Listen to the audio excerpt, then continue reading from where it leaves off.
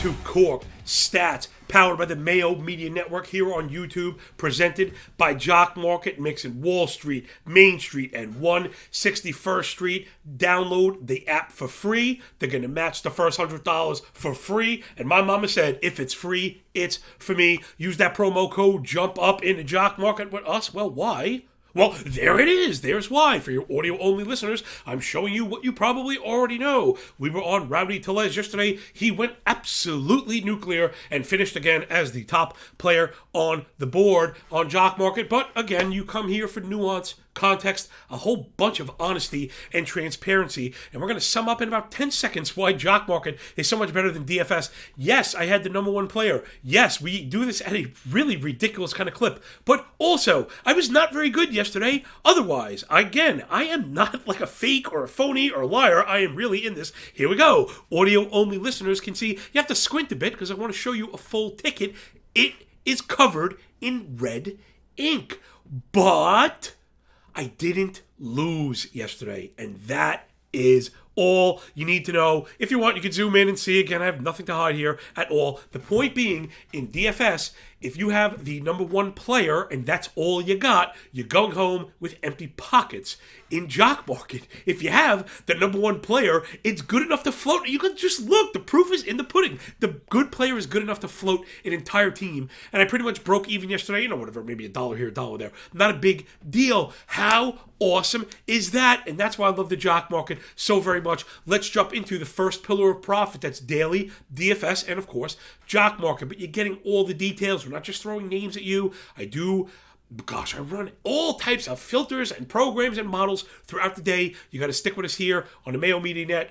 Please like the video, subscribe to the YouTube channel. Also, rate, review, and subscribe to the audio pod. But you got to check me out on Twitter, MLB Moving Averages, at MLB Moving AVG on the Bird app. Because we're just laying it down all day long. Starting pitcher ranks, implied team totals. I run the algo, custom handwritten game notes on every single game, risk strategy, parlays.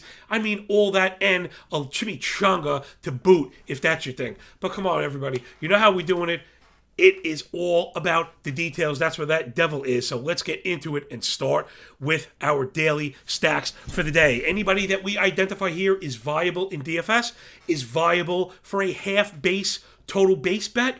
And if it's a better player, it's 1.5, right? We'll get through that in a little bit. First stack we're looking for is actually the Guardians. Yeah, they're going up against Jose Barrios and the Bluebirds from north of the border. He's really struggled delivering to lefties. And again, you got to remember, it's not like a pitcher wakes up and can't pitch to lefties. It's normally a function of break, meaning when a righty has got to come in to a lefty, he has to cross the entire plate, right? So you have to come across the entire plate in order to get in on the hands of a lefty. If the ball doesn't break all the way in, it ends up in the middle, and that ends up in the seats. Barrios has been very good, don't get me wrong, but he really is struggling with lefties. That has been undeniable. He has two different pitches with a 950 X-slug.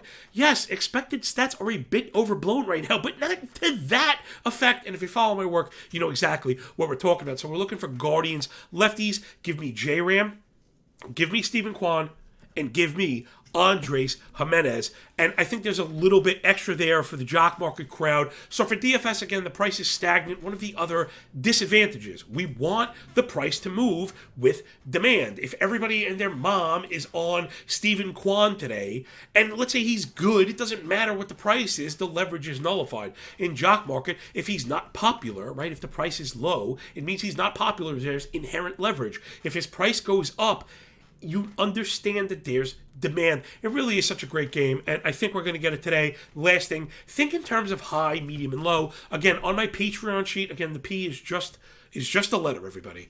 It's free Treon, Watreon, follow me Treon every day as I do the one-man band thing.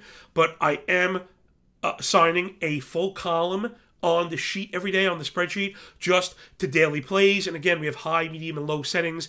750, 550, 350, right? Those are your Jock Market prices. But then I also have star ratings that you can compare priorities for priced up players. Really, thank you, Pat Mayo. Everybody should be going on the internet right now and tagging him and thanking him for the 3 dozen free research tools and me, the Tasmanian devil that he kind of unleashed on the world. Let's get back up into the stacks. We want those Guardian lefties. Then we're looking for Twins righties against Spencer Watkins. Man, he has just been terrible. We're looking for Byron Buxton, Ryan Jeffers. And I really like Jeffers because, one, it'll fill a C spot in DraftKings, right? So if you need a catcher, another advantage to Jock Market. Why would you want to play catchers? Why would you want to put your money on needing a catcher to produce as part of a 10-team parlay? That's really kind of nuts when you say it like that, right? But when we want a catcher, we can get at him. Jeffers might be at that $354 mark. He's always a threat for a home run. He might be a threat for two. So that's what we really like that. Buxton's going to be up near the 750. Correa probably just a smidge lower. I'm probably thinking about $6, meaning a 6.25. I'm probably not going to go up to $6.75. Last stack, we got Miami Marlins against Nick Martinez for the Friar Tucks. He's been an absolute home run machine. I can't believe a bunch of the love this guy's getting in. I don't think he's a bad guy. He's probably decent. We can go knock down beers anytime you'd like, Mr. Martinez. You feel like, though, I'm really more of a bourbon guy, single batch, in case you were wondering. Kentucky brand, baby, single barrel. Let's get it done. But the guy just lives to give up the long ball, even in this environment. If you're rocking a 2 home run per 9 in this environment, there's a major issue. So for Martinez, it's not really a handed split. We're just looking for fly ball hitters, strong fly hitters, contact guys. So give me Jazz Chisholm, give me Jesus Sanchez. But I've been chasing the Jesus for a bit now. We're going to dial him down, right? So he's got to be cheap. And that's what I love, again, so much about Jock Market. If Jesus Sanchez cracks 450, we say you can have him. If he's at 450 or below, you want to get a couple shares of that. The potential is there. He's in a bit of a slump, but facing Nick Martinez is exactly the kind of thing that'll get you out of it. Last but not least is John Birdie. I really love to add some cheap guys, and I think the last tip for the new players would be this. If you are just starting out in Jock Market, free $100, let's say, I'd probably stick to the cheaper players. In fact, the way I built my $20 free promo into over, whatever, $3,000 or whatever it is now, is by doing just that. I was not buying anybody. In fact, I set a hard limit. I wouldn't spend over $5. Now, that was when the app was really first launching. Prices have moved with demand. I would call that $5.50 now. So again, I don't think you're really going to make your money on Byron Buxton as a newbie, and that's fine. Because remember, in Jock Market, you just need to find the profits. They don't need to be the top player on the board if you only pay $3.50. So a guy like Birdie really could be going cheap. He's not going to hit you home runs, but getting on, stealing, and getting at bats is how you get it done in the daily game. So Guardian lefties, Twins righties, and basically every Marlin that we think could put the ball in the air. All right, next up, it's the second pillar of profit here at Mayo Media Net. We'll do a little bit of fantasy baseball.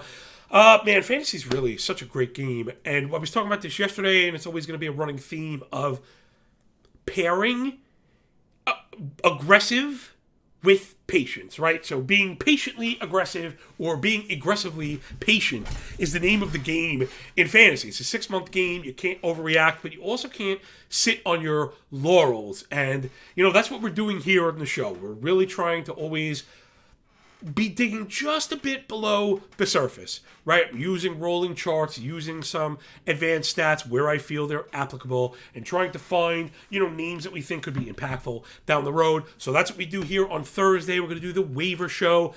And every week, I like to think it's getting a little bit better. I know they're not great. I'm not a professional, but I am working on these graphics. So for the audio-only listeners, it sucks to be you, I guess. You don't get to see my lovely work, but I really do work pretty hard at this stuff, man. Like I said, it don't look good, but I'm proud of it. So we got a graphic up here. It is an animated baseball diamond with my favorite ads across the diamond by position. You'll notice 3 players at each position. I really want to apply to everybody out there. Those are my 10, 12, and 15 team ads. And I think even for the more shallow league players, maybe this will help you see just how shallow these benches get in 15-team leagues. Really, really, really deep leagues can make it very tough, especially in this age of platooning. I think it's especially important to be on top of these names, even if it means getting them on your bench, where you're not necessarily rolling them out every single day, but,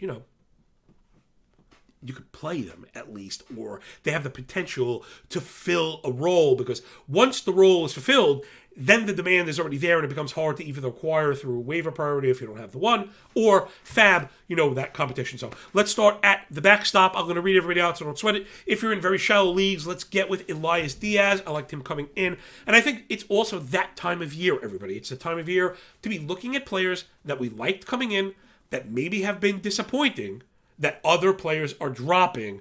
One of my favorite analysts, Rob Silver, over at Launch Angle Pod, follow him on Twitter, all that good stuff. He's extremely bright, especially in terms of like probabilistic, thinking and stuff like that. He made this really great point one time about projections and how to apply them in season. And a lot of people tend to think it's human nature.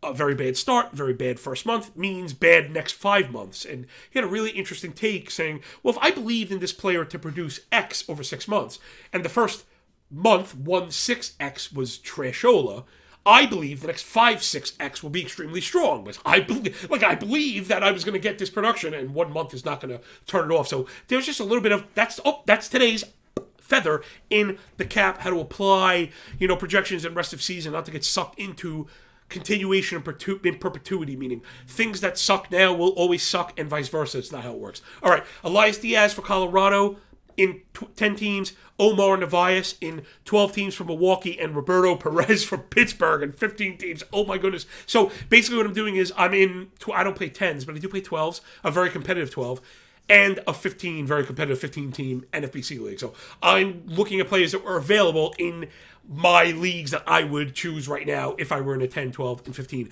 Gives you an idea of 15 teams. Yikes, Roberto Perez. But he's going to get bats, and that's pretty much it. It's like him or Martin Maldonado. Over to first base, it's the man of the hour, Rowdy Tellez at first base. If he is available, I think you got to snatch him. Now, of course, the spotlight's on him. Christian Walker in 12 teams, playing every day, looking really good. And 15 teams, it's probably Juan Yepez. I was really into him coming into the offseason. Hat tip to my boy, Rob DiPietro and Steve Weimer, two extremely sharp players, two of the best in the game. Did an offseason pod about names to be on the lookout for. Yepez was on the list. I've kind of had him circled. He finally made his debut, and he got hits. So, listen, getting hits in this environment, St. Louis might be a bit crowded for playing time, but what are you going to do? There's not much you can do, so you gotta get these guys before they bubble up to the surface again. Tellez, Walker, and Yepez. Over to second base, it's Andre Jimenez. If he's out there, I just noticed I made a spelling error, but Glimenez. So if you're into Andres Glimenez, you can add him as well. No, that's the Guardian second baseman. Also like him for the multi-eligibility. He's starting to come on, and we liked him coming into the season. Next up, Santiago Espinal on Toronto, 12-team leagues. He should be available in 12s. And then John Birdie in 15-team leagues, who I mentioned before. He's starting to play lately, and he's doing some damage. You got to get him in there. Very hard to find players that have anything more to offer than a warm body and a heartbeat in 15-team leagues. Over to the shortstop position, Andre Jimenez there as well. So in 10-team leagues, I think he should be owned universally. Then Ha-Seong Kim, shortstop for San Diego. In 12-teamers, I think he is 12-team viable right now if you're kind of struggling. I punted shortstop in my league, and I've been kind of churning through guys like that. 15 teams, I think it's Nick Ahmed. I liked Ahmed coming into the season, but really wasn't much more than, again, that warm body style in draft and holds. I thought he was the everyday player. He's getting paid a bunch of money, and the Diamondbacks don't really do that, so he's going to play because his defense is good. So Ahmed is healthy, he's back, and he's starting to get a couple hits. Again, you're not going to get much. Maybe you get a couple steals. I know we had that season where he hit some ding-dongs. I think you could forget that. But 275 with steals, really could do it, and he could get a couple runs. Again, not going to break the bank, but I think Ahmed's a very good fill-in for the time being. Over to the hot corner third base, it's Yandy Diaz. Needs to be owned in probably all leagues right now, I think right now. I don't even know what third base looks like in a 10-team league, so maybe that one's on me, but that was my assumption. Third base is so extremely shallow, with Diaz playing, leading off almost every day for a good team. Hard to beat that. I mean, right now, third base really is a wasteland. So get with Yandy Diaz, unless you have, Arenado or somebody excellent. After that, it's Heimer Candelario, fill-in of a guy I really like coming in. A lot of back control, good average, and just enough pop. Runs and ribbies, playing every day. Defense will keep him on the field. He is off to an atrocious start, but he's starting to get hits, and I think that's it. I hate to be like, oh my God, recency. No. But life happens in sine waves. we have a player we believe in that we think is mean. The average should be up here, and he's been performing regularly down here. Once it starts to creep up, yeah, that's a signal that we're coming back. So, again, be careful. And everyone loves to fall in love with small sample, recency bias. These things are applicable at times. So, give me Candelario right now. I think we're heading back to that 275, 280 hitter. 19 home runs, although in this environment, maybe it's more like 13 to 15. All right, last up, I got Abraham Toro, who's playing every day now for the Mariners. So, I think before that kind of gets out, Toro was like a drafted player, and then they brought in Winker, and they brought in Suarez, and I think people felt like it was very crowded, and Julio got the promotion, and it was kind of crowded, but Toro's playing every day. I think Toro needs to be owned. I was surprised to see him available in 15-team leagues. Let's get into the outfield. I'm going to just rattle these off. We have a ton here. So I think guys that should be owned universally: Grichuk, Pham, McCutchen. I think pretty much universally, meaning even in like point leagues right now, point leagues, I just like to churn that U spot. I'm not into marrying myself to a player like that. I need, especially in points head to head, you bench superstars in those leagues. I don't care. This is not like it's not Roto where you just kind of, there are no replacements and you're married to the stuff. Point leagues, I'm not going to bet Mike Trout. He's a point league god. But I do bench guys you might not expect. Pitchers in particular, hitters especially. I really don't care. So Grichuk, Pham, McCutchen probably owned everywhere. To 12s, I think you get to Jock Peterson, Harrison Bader, in the Cardinals. Bader in particular for Roto should be owned everywhere. I think Bader's probably a 10x10, 10-team, 5x5 guy. Players I really like. Now, this is probably more of the 15 teams. So we got 5 outfielders on one side for the audio-only guys, right? Grichuk, Pham, McCutchen, Peterson, and Bader. Those are your 10 and 12s. 15, we're looking at Edward Olivares. If he's available, you gotta get on EO, man. Royals really like him. He's starting to play good. They need help on offense. I am really digging the Olivares pick, and you go even further. I think Kyle Isbell might be on the horizon a bit down the line. I just think the Royals will be looking to make moves. All of a sudden, Santana's hurt, right? You might see Prado soon. So expect the Royals to be doing some churning and get Alvarez. Cole Calhoun, if you need some power out in Texas. Pavin Smith in the middle of a hot streak. So again, what we're getting from Pavin Smith is not going to last, but I do believe he's in the top end of a sine wave. So I think you could probably get with Pavin Smith for another week or another week and a half, and he'll give you the signs. When he starts looking terrible and making good contact, and you pull the eject button and off you go. Wrap it up with Yadiel Hernandez on the Nats. It's funny. He was one of those guys. He had playing time at the end of the year. He was hitting in like the middle of the lineup. So you kind of get that whole, there's the warm body theorem, But then when you kind of dug underneath, he didn't look very good. We wondered if he would even get playing time. Well, he's one of the people hitting in the league right now, and I don't think people are buying into the name just yet. Washington, there's really just not much competition for playing time there. So if you're hitting in Washington, you're going to play. In fact, if you're alive in Washington, you're going to play. If you're hitting in Washington, you're going to be cleaning up, there. So that's what you're going to get. So give me Yadiel Hernandez. Probably should be owned at all 15 teams like now. Also same for Lorenzo Cain. As long as he's healthy, you want to get with him. I'm kind of waiting for that injury. I'm a big Tyrone Taylor guy. He's somebody that, I would stash if I had a deep bench, because I think once he comes up, he hits and he sticks. So, all right, that'll do it. Oh, for the hitters, pitchers, really quick, it's really tough.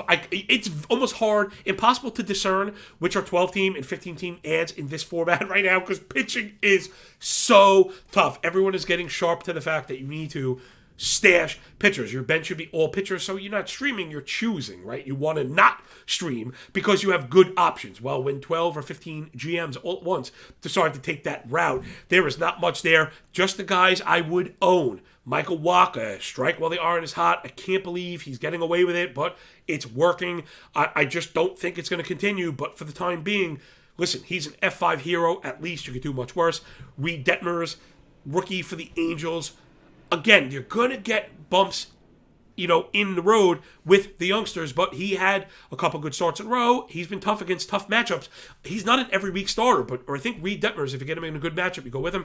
Dane Dunning, we've seen what he can do in good matchups. Chad Kuhl, he's been appearing on the advanced stat leaderboard the last couple weeks. On Wednesdays, you can also do worse than Kuhl. He's got a lot of good stuff going on under the surface, swing and miss, advanced stats, and the like. Jordan Lyles, if you're not in the AL East that week, I think he's viable. Joanna Don on Washington. Again, you're going to need a good matchup. But if you get the Reds, you get the Pirates, I think you go after teams like that with a Don. He's shown some strikeout stuff. Last up, Dylan Peters is probably the best pitcher on the Pirates. He's doing this like flex opening hybrid kind of thing right now.